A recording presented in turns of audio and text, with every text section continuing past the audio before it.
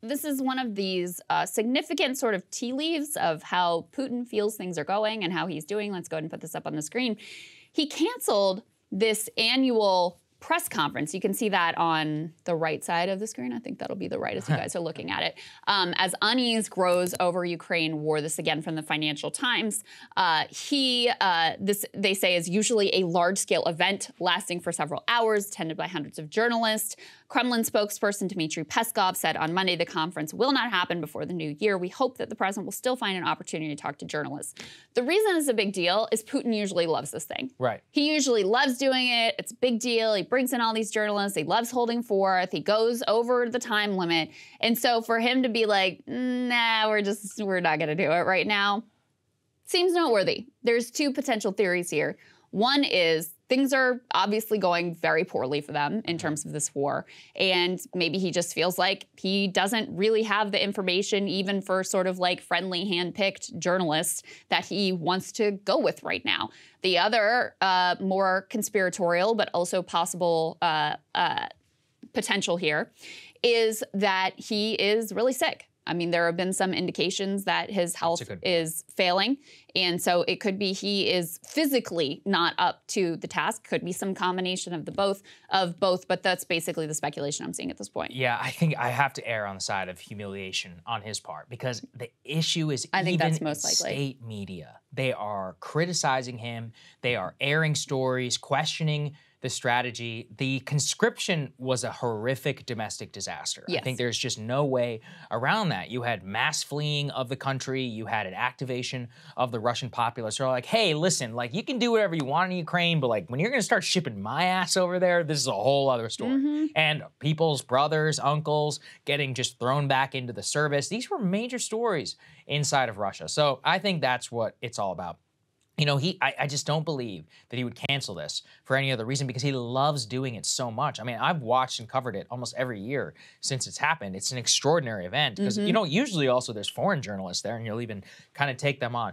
For him to cancel this, and especially everything that we know about what's happening inside of Ukraine, does certainly matter. Yeah. And so, yeah, I got to look at it within that context. That is my assumption as well. I think that is the most likely explanation here. And, you know, I mentioned this before, but there's decently reliable public polling that at the beginning of the quote-unquote special military operation, the Russian public was for it. They were majority for it. There was a maybe 30% minority that were against it, but overwhelmingly public opinion was in favor of it. Those numbers have basically completely flipped. And I think you're right that the conscription was the real turning point, because up until that point, there had been such an effort to sort of protect the Russian people from the realities of this war, from the hardships of this war. You'll recall when the conscription was initially announced, Putin was out like inaugurating a Ferris wheel or something like that. That was the lengths that they were going to try to maintain normalcy for their people.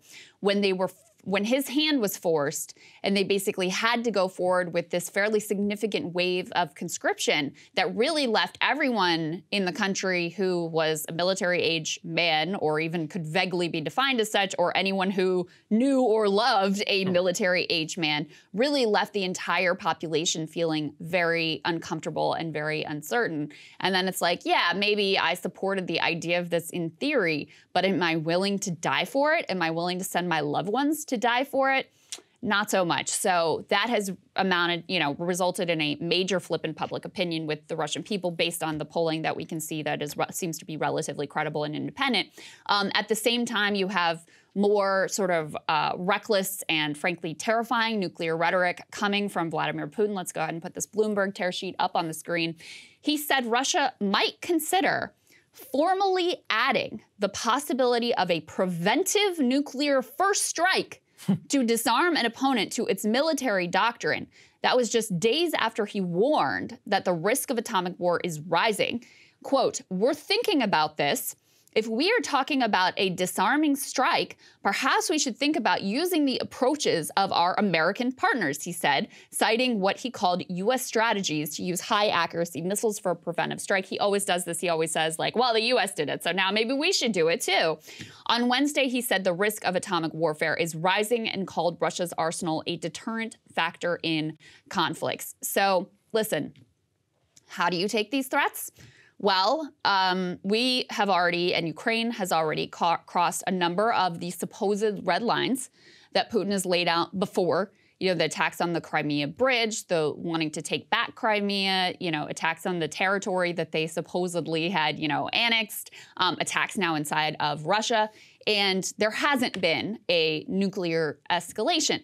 So do you look at that and say, well, it's just saber rattling? Or do you have to continue to take him seriously? Because at the end of the day, this is a desperate man whose back is against the wall and running out of options, and with a domestic populace that is none too impressed with how this is all going, and who the hell knows what he's ultimately going to do. Look, I'll just reiterate what I always say with these things. It's only been 10 months. That's actually not a long time. Consider what the first 10 months of World War II looked like. And if you were trying to judge that outcome based upon what the eventual one was, you'd look like an idiot based on that. So we have no idea. I think in general, changing the nuclear doctrine, yeah, that would be really bad. That would be a major escalation. Now, on the one hand, nuclear doctrine in Russia is fake because it's all up to Putin and he gets to decide regardless. But to remove any of the official guardrails, these are longstanding policies which nations, responsible nations, supposedly, publish in order to reassure the world, like, no, this is not something that we're going to do.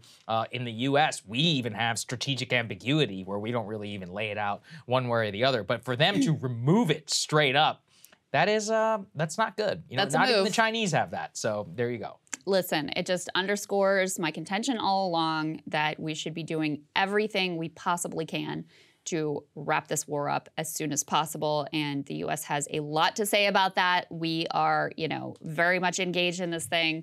So that's all I'll say about that. That's all we can really do. Yes. All right. Hey guys, ready or not, 2024 is fully upon us now, and Saagar and I have been brainstorming ways that we can really up our game for this critical election. Yeah, we rely on our premium subs to expand our coverage, to add staff, to upgrade the studio. We just want to give you the best independent coverage of this election, which is possible. So if you can help us out, become a premium subscriber today, breakingpoints.com, or the link is down here in the description video. It really means the world to us, and if you like what we're all about, this is the best possible way to keep us 100% independent, working only for you.